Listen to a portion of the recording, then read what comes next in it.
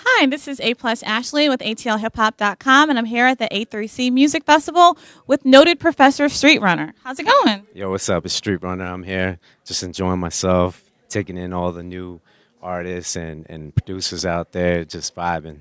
Awesome. Well, in preparing for this interview and looking at your Wikipedia page, I almost had my arm fall asleep scrolling down the page looking at all your placements. How are you able to connect with so many artists and get so many placements on so many songs that so many people want to hear?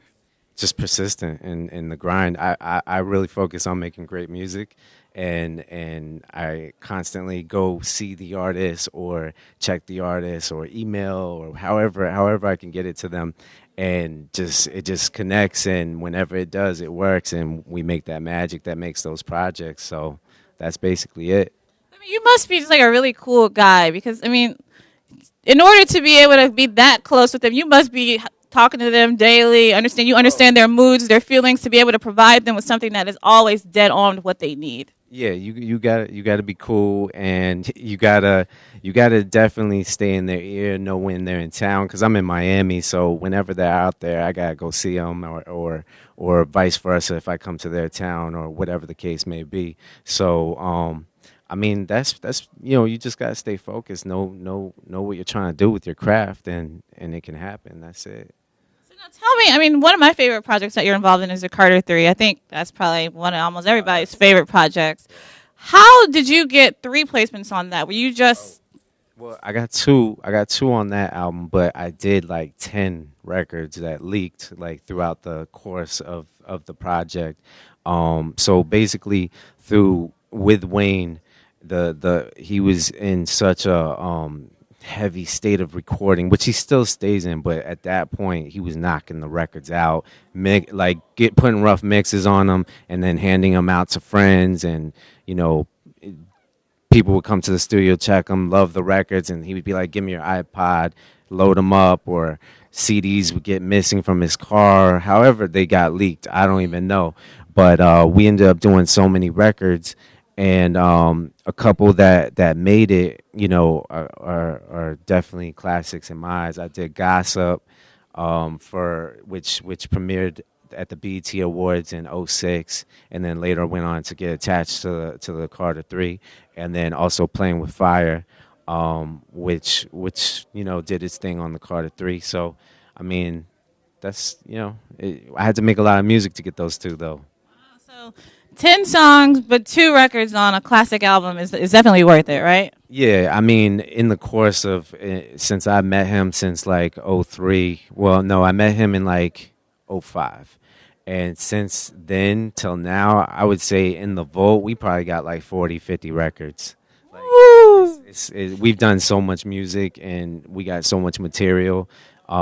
So, I mean, So when are we gonna get the Street Runner X Wayne I mean, files? well, you got one on the FWA that just came out like a couple months ago, through the title release.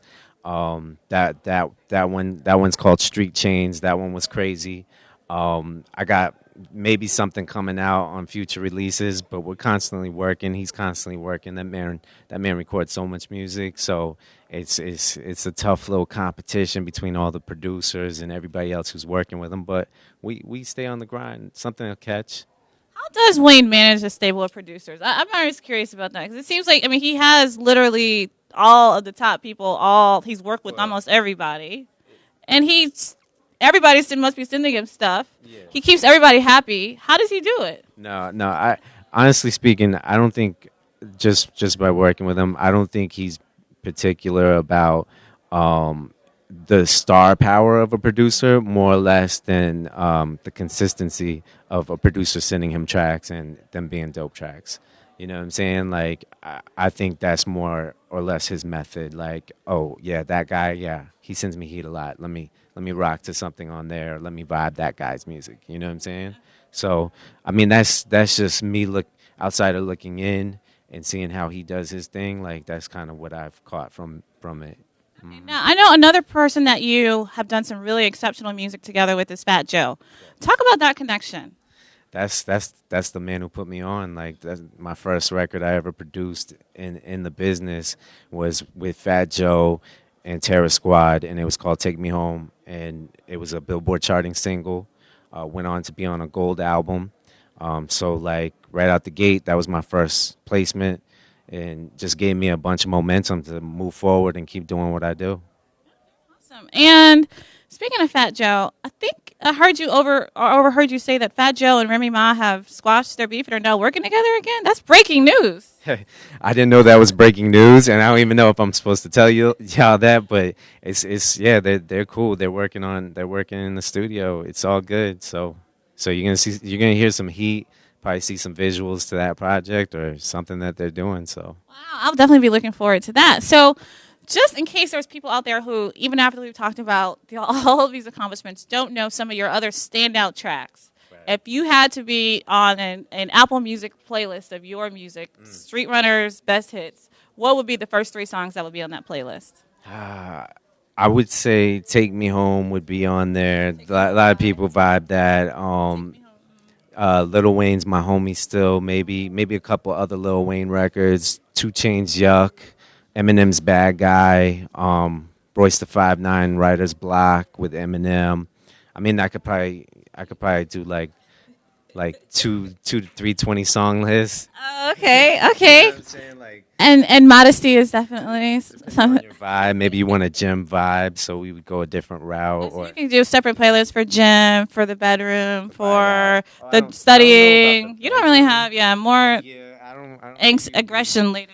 Yeah, I don't think you would be listening to my music in the bedroom, but it's some good rider music, so I got some heat for that.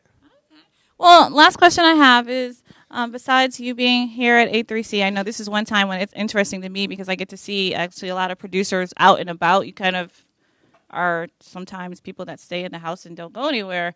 Have you been hanging out and partying here at A3C, and what is it like? It's cool. Just going to the festivals, looking for new artists, looking for new talent that's on the come up, and also getting to see the classics, Cameron, Beanie Siegel, watch those guys do what they do. That was dope, and it was cool. I actually went to one panel yesterday with Ryan Leslie. He's dope. He's dope. So I got to see that. About to check the Pete Rock panel. But that's it.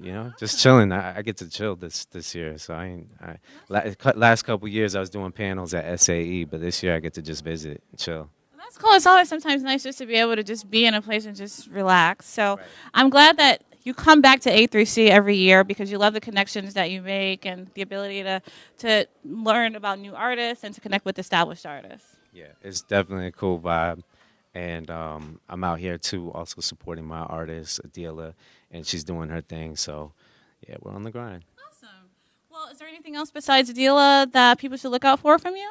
Well, she's got a project called Off the Burner that recently dropped, and I'm working on a few other projects. I got The Game just dropped his album yesterday. That's the #1 album, and I got a record called New York, New York on that. I got a single coming off Khaled's album. I got some records on Ross' new album coming out soon, and we're just working, whatever. Wow, you're busy. Okay. Very busy. This is motivating to me. I need to get myself together. Stay focused. Keep it going. Keep the movement. Keep the train going. Yeah. Well, thank you so much for your time. It was great to speak with you and to connect you with our audience. Definitely. This is aplusashley at the A3C Music Festival here for atlhiphop.com with noted performer Street Runner. Street Runner. That's close.